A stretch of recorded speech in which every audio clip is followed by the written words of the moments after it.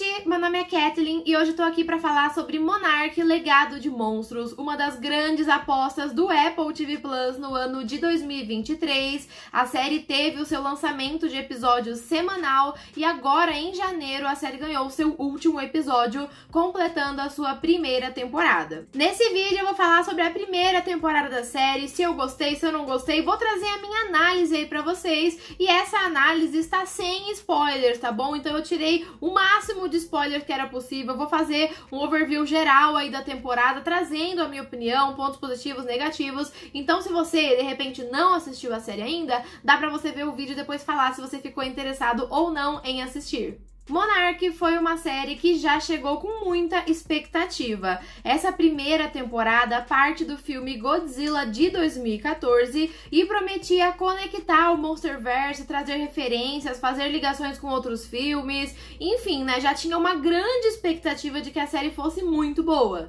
E ainda mais uma série sendo feita pelo Apple TV Plus, né? Então as séries da plataforma geralmente são muito boas e isso tudo aumentou a expectativa. A série vai começar acompanhando uma sobrevivente do dia G lá em São Francisco, que é a Kate, que decide ir até o Japão para saber mais sobre o seu pai, que desapareceu e foi dado como morto. O seu pai, o Hiroshi, ele trabalhava viajando muito e por isso ele tinha um escritório e um apartamento lá no Japão. Mas quando a Kate chega lá, ela descobre que o seu pai tinha uma família secreta, uma outra esposa e também um filho. Essa segunda família também não sabia da existência da Kate e tudo isso vai gerar uma situação bem complicada aí entre os meios-irmãos, que são forçados a trabalharem juntos quando eles descobrem documentos suspeitos no escritório do pai que liga a família ao Godzilla, aos Titãs e a uma misteriosa empresa chamada Monarch. Mas antes que eles pudessem pensar sobre o que eles iam fazer, né, com aqueles documentos,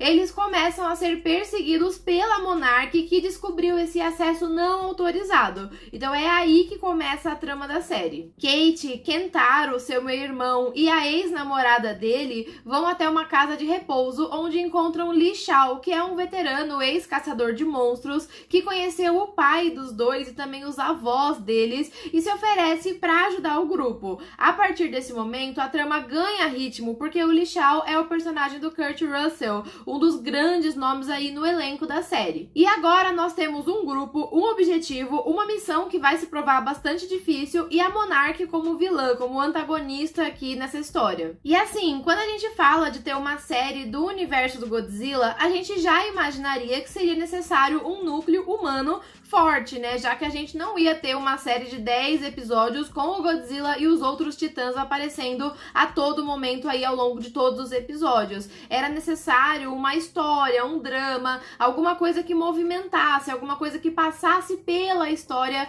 do Godzilla e dos titãs em si. Mas pra mim, esse é o maior ponto fraco da série. Na maior parte da temporada, a gente tem duas linhas temporais. Então a gente tem uma no passado e uma no presente, que é no ano de 2015. Nessa linha do passado, a gente tá lá nos anos 50 e a gente vai acompanhar o jovem Lee Shao, que inclusive é interpretado pelo Wyatt Russell, que é o filho do Kurt Russell. E, gente, a escolha de escalar aqui pai e filho pra viver o mesmo personagem foi muito boa e com certeza essa dupla é um grande destaque da temporada. Tanto o Lee Shao jovem quanto o Lee Shao velho, eles compartilham a mesma energia, eles realmente parecem o mesmo personagem, não só fisicamente, mas os dois conseguem trazer a mesma essência. Então o trabalho de construção de personagens é muito bem feito aqui e em todas as cenas em que o Lee Shao aparece, tanto como o Wyatt ou como o Kurt Russell, ele tem um grande destaque, ele eleva o nível da produção, então realmente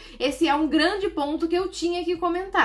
E o jovem Shao, lá nos anos 50, foi encarregado de proteger a doutora Keiko e mais tarde o Miranda, que vai se juntar a ela na pesquisa de titãs. Então é muito legal essa linha do tempo aqui, porque a gente começa a descobrir os titãs, a primeira vez que o Godzilla foi visto, como que os estudos começaram, né? E também como que surgiu a Monarch, que tá ali nos seus dias iniciais. Já na linha do presente, que se passa em 2015, a gente tem a Kate, o Kentaro, a Mei e o velho Shao, que agora estão procurando pelo Hiroshi, que é o pai da Kate e do Kentaro, e também é o filho da Keiko e do Miranda. Então, assim, é algo bem pessoal pro Shao, né? Já que ele conviveu lá no passado com a Keiko e com o Bill. E o personagem Lee Shao é o mais interessante da temporada como um todo. Então, assim, quando a gente tá no passado, tem toda aquela curiosidade pra saber como ele era, como que ele se tornou aquele homem velho que a gente tá vendo também intercalando ali as cenas, né? Quais eram as motivações dele, o que que mudou na trajetória dele. E quando a gente tá nas cenas do presente, a gente quer ver o que que ele vai revelar, né? Que a gente ainda não descobriu do passado, o que ele é capaz de fazer. Tem muitos mistérios ali em torno desse personagem. E como eu falei, o personagem é muito bem construído nos dois atores, então eles estão totalmente alinhados, eles têm o mesmo charme, a mesma impertinência ali, né, a mesma dedicação exagerada ao seu objetivo, funciona super bem aqui. Então, como eu já falei e repeti, né, o Lee Shao é um grande destaque, mas eu não posso dizer o mesmo dos outros personagens, pelo menos em sua maioria. Começando lá na linha do tempo do passado, a gente tem a Keiko e o Miranda, que são personagens bem legais, são bem interessantes, tem um drama ali envolvendo eles que é bem legal e envolvente, mas muito disso se dá porque eles estão em uma missão que é muito intrigante. Então a gente quer descobrir como que se deu esse passado da Monarch, como que tudo começou, como que eles lidaram com os titãs, né? O Godzilla aparecendo, tem muitos confrontos ali com os titãs nessa linha do passado, né? E os primeiros confrontos, então ninguém sabe como lidar. Então é realmente muito interessante. E esses personagens eu nem vejo grandes problemas aí. Pra mim, o maior problema tá na linha do presente, né? Que se passa ali em 2015, onde a gente tem um drama familiar muito pesado, passa do ponto ali do que deveria ser e acaba ficando chato de assistir. A Kate e o Kentaro são meio-irmãos, acabaram de se conhecer e acabaram de descobrir que o pai levava uma vida dupla, né? Que enganou a eles, enganou as suas mães. Então, assim, já era esperado que eles iam estar bem chateados com isso e que a relação deles é muito estranha, né? Porque eles não sabem se eles podem contar um com o outro ou se eles deveriam se odiar pelo que aconteceu, né? Afinal, cada um representa o oposto ali da sua família, mas ao mesmo tempo eles não têm culpa, já que a culpa é do pai. Então, é uma relação bem complicada e isso já era esperado. E a gente tem vários diálogos onde eles ficam trocando farrapos ali, o que é ok, funciona. Mas o problema é que depois de 4, 5 episódios, eles ainda estão nessa dinâmica. E é uma dinâmica que leva sempre para um lado mais melodramático, do sofrimento que eles sentem que o pai deles causou neles. Então é algo assim que pesa muito pro drama e passa ali do ponto. Eu acho que não era necessário esticar essa situação por tanto tempo. Então eu entendo que a questão da traição do pai foi necessária para juntar os dois, para que eles pudessem trabalhar juntos e eles funcionam bem juntos, tem uma dinâmica legal, mas eles ficam sempre pesando nesse ponto de que eles estão sofrendo com a traição do pai. E por mais que a missão deles seja muito interessante, parece não ser suficiente para carregar esse dramalhão todo. Inclusive, o episódio 4 e 5 são quase totalmente focados nesse sofrimento interno de cada um. Então o 4 é focado mais no Kentaro e o 5º mais focado aí na Kate. E, gente, não são episódios legais, principalmente o 5º é bem pior, assim, não funciona muito legal. Como eu falei, eles pesam muito pra esse sofrimento que eles estão passando ali. Chega um ponto que a gente se pergunta se a série é sobre isso ou se a série é sobre a Monarch, sobre o Godzilla, enfim, né? Se ela é mais geral ou se ela é mais focada nesse sofrimento deles, que não é legal.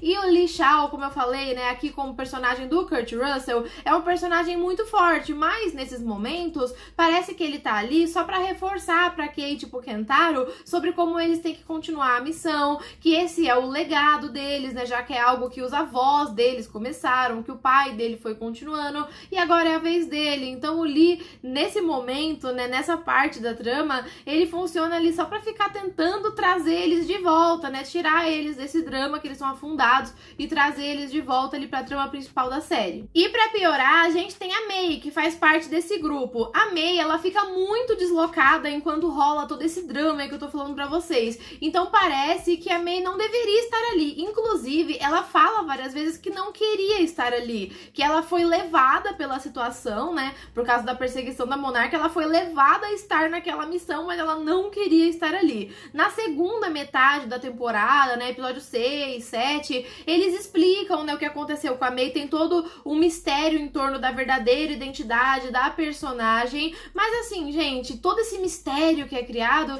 ele chega em uma resolução muito fácil e muito fraca, e que não funciona pra mim, eu não compro essa. Na verdade, eles justificam porque que a May tá ali, né, tem ali alguma importância pra trama, vamos dizer assim, mas é uma justificativa bem meia boca, que como eu falei, eu não comprei. E como eu disse que o Lee Chao sempre ficava falando sobre o legado deles, essa é uma série que fala muito sobre legado, né? Tá até no título, então a série vai trazer muito forte esse ponto do legado familiar, o legado de monstros. Então, assim, talvez a gente tenha que abraçar essa ideia do drama familiar, do problema deles com o pai, tudo bem. Mas a May simplesmente não se encaixa nessa história toda. Além do fato, né, dela ser uma hacker, que parece que nesse gênero sempre tem que ter, mas aqui meio que ela nem tem muito que hackear, então isso também não funciona. Ao longo da temporada, a gente tem um romance sendo desenvolvido ali envolvendo a May, que simplesmente não chega a lugar nenhum. Então eu fiquei me perguntando qual que era a necessidade dessa personagem estar ali. Ela tem sim a sua história, mas ao meu ver é uma história que não é interessante e não agrega tanto assim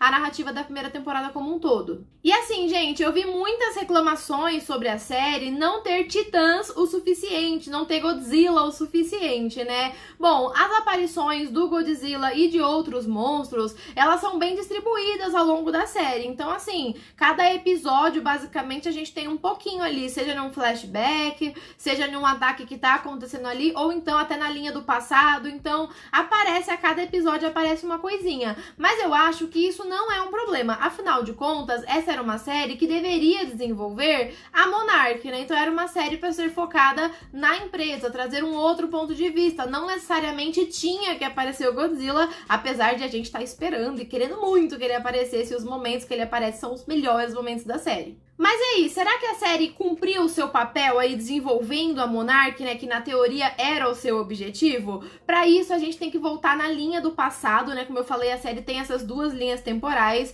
Na linha do passado, eu acho que a série faz um bom trabalho apresentando o começo da Monarch. Então a gente vê ali como era um pequeno projeto dentro do governo americano, um projeto que era encabeçado pela Dra. Keiko, né, e pelo Bill Randa depois, e o propósito da Dra. Keiko sempre foi estudar os titãs, sempre foi entender o que eles querem, né, e também tirar os estudos que desse pra ser tirados aí, que pudesse melhorar a vida das pessoas, enfim, sempre foi um propósito mais pacífico. Mas como o governo e o exército americano estavam envolvidos, acabou se tornando meio que uma caça ao Godzilla e várias maneiras aí de tentar matá-lo e matar os outros titãs, acabou virando muita coisa. E essa série, na linha do tempo do passado, ela desenvolve muito a burocracia, o quanto era difícil conseguir ter o financiamento aprovado, que muitas vezes foi cortado, e eles tinham que usar ali cada informação que eles tinham sobre o Godzilla, cada foto, cada relato, né, cada testemunho ali de alguém que viu, para manter o financiamento. Então eles realmente tiveram um caminho muito difícil para manter a Monarch, e é muito legal, né, pra gente ver como que a empresa começou. E ao longo da temporada, a gente vai ver que a Keiko, o Bill e também o Lee se afastaram da Monarch, que foi assumida por outras pessoas, né, e muito mais ali pelo exército. Então a empresa passou por muitas mudanças até chegar na linha do presente, que seria ali em 2015. Eu acho interessante como a série discute o fato de quase nada ter mudado, já que lá no passado, né, os cientistas ali, eles tinham várias ideias revolucionárias, mas o governo e o exército barravam tudo.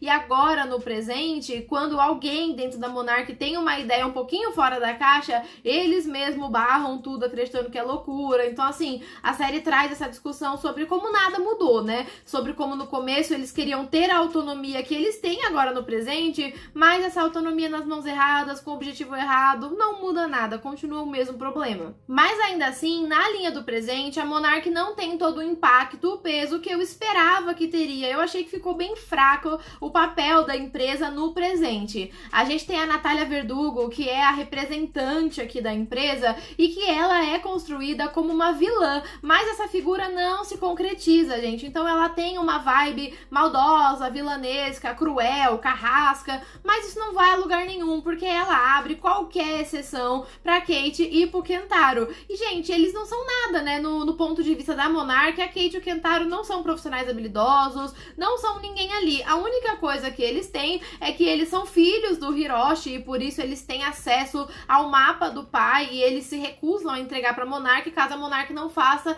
o que eles queiram. E, gente, eu achei que a Monark poderia ter encontrado outra maneira de acessar esse mapa ou até mesmo encontrado outra maneira de manipular, né, Kate e o Kentaro. Então a empresa, ela é construída aqui com essa ideia vilanesca, cruel, mas na verdade não é nada disso. Na verdade eles fazem qualquer coisa ali que a Kate e o Kentaro pedirem. Inclusive tem um momento mais pro final da série em que eles estão procurando o Shao e a Kate fala: ai, a gente estava com ele, a gente sabe onde ele deve ir, mas a gente só vai revelar se você fizer o que a gente quer. E aí a Monark faz exatamente o que eles queriam. Então, assim, resoluções muito fáceis que não fazem sentido. Eu acho que tem uma bela construção da Monark no começo, mas nessa linha do presente ela se perde totalmente e vira qualquer coisa, que pra mim é um ponto bem negativo.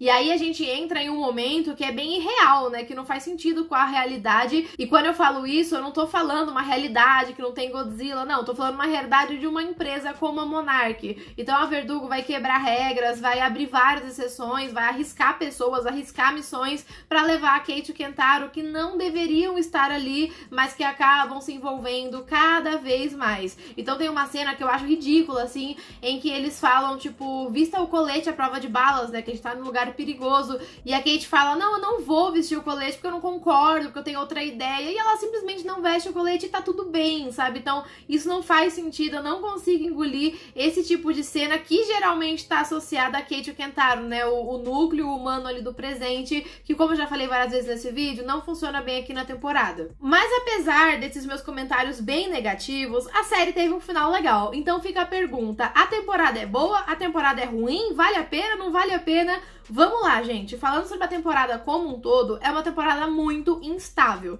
Então a gente tem momentos muito ruins e momentos muito bons. Inclusive, dentro de um mesmo episódio, de vários episódios, a gente tem esse conflito aí de bom e ruim. Até porque, como eu falei, tem essas duas linhas do tempo, né, no mesmo episódio. Então, geralmente, a linha do passado é muito mais legal do que a linha do presente. Então fica aquele equilíbrio estranho ali entre a série ser boa e a série não ser. Aos trancos e barrancos, ela chega e um final legal que pode-se dizer que salva a temporada. Nós temos episódios muito ruins, como o episódio 4, 5, 7, são episódios péssimos, mas nós temos também episódios muito bons, como o 3, o 9, o 10. Bom, a temporada ela se recupera ali nos seus últimos 2 episódios, né? O que dá essa impressão de que salvou a temporada, mas não dá pra esquecer dos momentos ruins também. E quando a gente chega ao final, no último episódio, nós temos o grupo formado para seguir na próxima temporada, para dar sequência nessa história. E esse grupo formado parece ser um grupo bom. Eu tenho a impressão